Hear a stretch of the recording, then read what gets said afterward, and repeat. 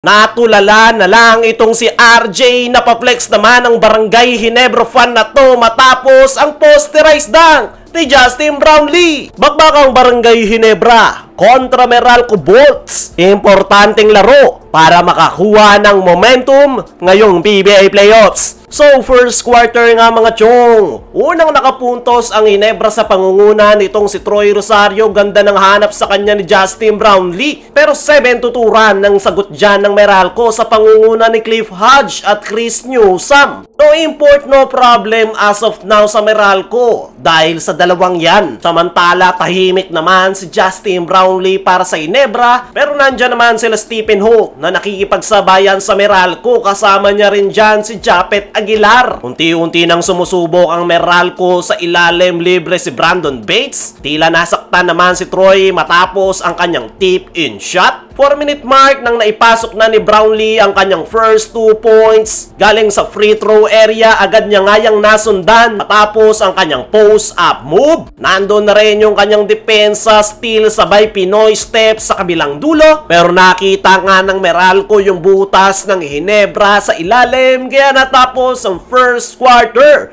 21-22. 1-point lead para sa Meralco Bolts. Pagpasok ng second quarter, massive run ang ipinakita ng Meralco Bolts sa pangunguna nitong si CJ Cancino. Fadeaway jumper sabay tikada ng 4-point shot. Nandyan nga rin itong si Norbert Torres corner 3. Kaya naman biglang lobo sa 8 ang abante ng Meralco, 23-31. Natulala naman si RJ matapos siyang tawagan sa pagbagsak ni Chris Banquero. 7-minute mark nang mag-init yung opensa ng Ginebra sa pangunguna naman nitong si Jamie. Mukhang bumabalik na talaga yung kanyang laro, aggressive to the basket. Pinakita pa yung snatch back 3-point shot. Kasama niya dyan itong si Maverick Ahanmisi na nagbaon ng 2 sunod na high looper shot. Kaya naman, agad na nabaliktad ng Ginebra, 34-33. Nagagawa namang makasagot ng Meralco sa pangunguna ni CJ Cancino. Talagang inaatake nila yung painted area ng Barangay Ginebra kung saan nandyan itong sila Raymond Almazan. Naka-fast break pa si Brandon Bates. Napa-flex naman ang Barangay Ginebra fan na to matapos ang posterized dunk ni Justin Brownlee. May gustong patunayan si Justin Brownlee. Kaya naman natapos ang first half,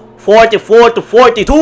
2-point lead para sa Barangay Ginebra. Leading scorer si Justin Brownlee with 11. CJ Cancino naman with 11 rin para sa Meralco Bolts. Pagpasok ng third quarter, maganda yung simula ng Ginebra, 5-2 run sa pangunguna ni Stephen Holt. Dadagdagan pa nga yan nitong si Troy Rosario. Ang bilis tumakbo sa kabilang dulo, ganda pa ng hanap sa kanya ni Scotty. Kaya naman, napa-timeout ang Meralco dahil lumobo na sa double digit ang abante ng Barangay Ginebra. Pinamaga pa nga yan itong si Stephen Holt matapos ang kanyang 3-point shot. Ginaganahan naman na itong si Justin Brownlee. Pero 6-minute mark nang unti-unti nang nakakapuntos ang Meralco. Ay tala na sa wakas ni Bong Quinto ang kanyang puntos. Nandyan na rin si Raymond Aguilar sa kanyang soft touch. Pero pamatay sunog nga yung ginawa nitong si RJ Abarrientos. Acrobatic shot. Pero nakakasagot na nga yung Meralco, inaatake nila yung painted area. Kaya natapos yung third quarter, 67-57, 10-point lead para sa Barangay Ginebra. Pagpasok ng fourth and final quarter, mga bench player na ng Ginebra ang tumatrabaho. Ganda ng cut ni Nards Pinto. Nandyan na rin itong si Raymond Aguilar. Palakpakan ng lahat.